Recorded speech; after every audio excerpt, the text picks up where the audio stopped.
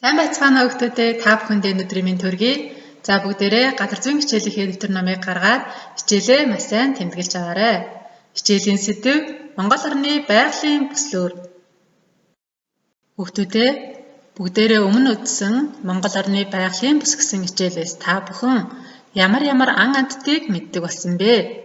Дараах үгийн сүлжээнд байгаа амьтдыг олж Монгол орны аль бүсэд амьдардгийг дэвтэр дээрээ бичээрэй. За бүгдээрээ хичээлийнхээ зорилготой танилцъя. Байгалийн бүслүүрийн онцлогийг ялган таньж, амьтан ургамлыг мэддэг болох. Өнөөдрийн хичээлээс бүгдээрээ байгалийн бүслүүр гэж юу вэ? Өндрийн бүслүүр, тайгын бүслүүр, тагийн бүслүүр, мөнх цэсний бүслүүрийг ялган таньж мэддэг болно. Байгалийн бүслүүр үүсгэхэд дараах хүчин зүйлсүүд нөлөөлдөг юм байна. Бүгдээрээ дэвтэр дээрээ тэмдэглэж аваарай. Өндрийн бүслүүр гэж юу вэ? Дараах тодорхойлтыг бүгдээрээ анхааралтай сайн уншаад дэвтэр дээрээ тэмдэглэж аваарай. Манай оронд өндөр ууланд тайга, таг, мөнх цасны гэсэн 3 бүслүүр тодорхой ялгардаг. За хүүхдүүдээ бүгдээрээ дараах зургийг ажиглан харж тайлбар хийцгээе. За Монгол орн бол их газрын эрсдэс уур амьсгалтай, байгалийн өвөрмөс төрхөөр дэлхийд алдартай орн билээ. Байгалийн 4 бүс, уулын босоод 3 бүслүүр үүсдэг ийм онцлогтой орн.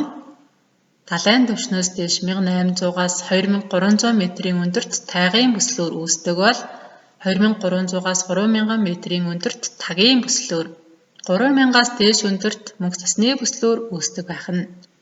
Харин 1800-аас доош өндөрт ойтерийн бүс, хээрийн бүс, говийн бүс, цөлийн бүс үүсдэг байна. Сурагч та бүхэн дэвтэр дээрээ тэмдэглэн аваарай. Манай орны өндөр улсад ойтерийн бүсээс дээш барагцаалбал 1800-аас 2300 метрийн өндөрт тайгын бүслүүр үүсдэг. Хинти ба хөвсгөлийн улсад их талбай эзлэх ба хангаан улсад бага талбай эзэлдэг. Монгол алтай, харьхраа, түргэний улсад арай хуурай учраас тайгын бүслүүр үүсдэггүй. Тайгын бүслүүрийн уур амьсгалын байдал нь маш сэрүүн. 7 сарын дундаж температур нэмэх 12 Цельс, жилд дунджаар 400-аас 500 мм-ийн тундас буюу бороо цас ордог. Цасан бүрхүүлийн зузаан нь 1 м түүнээс ч их байдаг. Тагийн бүслүүр нь тайгын бүслүүр буюу мөнх цасны бүслүүрийн дундах хэлцаа газар юм.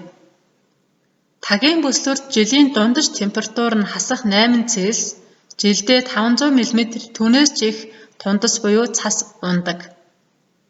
Харин говь алтай улсад тундас нь арай бага ундаг. Тагийн бүсэд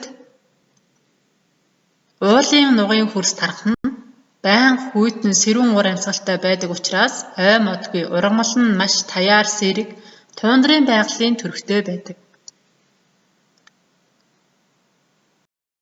Мөнх цасны бүслүүр нь тагийн бүслүүрээс дээш 3300 метрийн өндөрт үүсдэг. Монгол орны мөнх цастай бүслүүрт Алтай таван богд, харьхраа, түргэн, цам гарав, хангаан нурууны отгон тэнгэр, хөвсгөлийн мөнх сардгууд ордог. Сурагчид та бүхэн ном сурах бичгээ уншин илүү дэлгэрүүлж судлаарай. Мөн дараах зургийг ажиглан харцгаая. За энэ наан нь бол ногоо ургаад, ургамал ургаад ан амьтад амьдарч байхад энэ мөнх цастай ууланд бол ан амьтан амьдрахгүй, ургамал ургахгүй. Монгол орн нь дэлхийн хойд хагасад Аз тивд өргөргийн дагуу сунаж байрласан. Нутаг дэвсгэрийн нийт хэмжээ сая 564,116 ам км.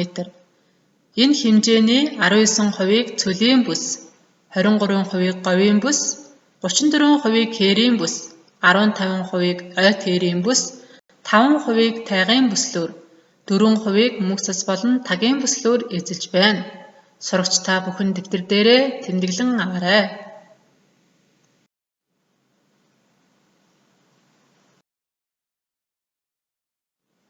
Сурагч та бүхэн дараах байгалийн бүслүүрийн газар зүйн байрлалыг дэвтэр дээрээ тэмдэглэж аваарай. Үдээ бүгдээрээ байгалийн бүслүүрийн мөнх цас таг, тайгын бүслүүрийн амьтан ургамал хөрс уур амьсгалтай танилцуулгаая. Мөнх цасны бүслүүрийн уур амьсгалын 7 сарын дундаж температур нь тэгхэм хад асга ихтэй ургамал ургахгүй амьтан амьдрахгүй. Тагийн бүслүүрийн 7 сарын дундаж температур нь нэмэх 8, уул нугын хөрс гололдог, заваанс цэмбэрүү үлчир дэгд, алаг өвс мэхээр зэрэг ургамлууд ургадаг. Амьтад нь хойлог, ятуу, бүргэд, аргал, энгэр, шилүүс зэрэг олон ан амьтад амьдардаг байна. Тайгын бүслүүрийн 7 сарын дундаж температур нь нэмэх 12, хурд үндэсний хэмжээ 400-аас 500 мм, ойн ширэг төрс голдог байна. Сурагч та бүхэн ургадаг ургамал амьдардаг амьтдын дэвтэр дээрээ тэмдэглэж аваарай.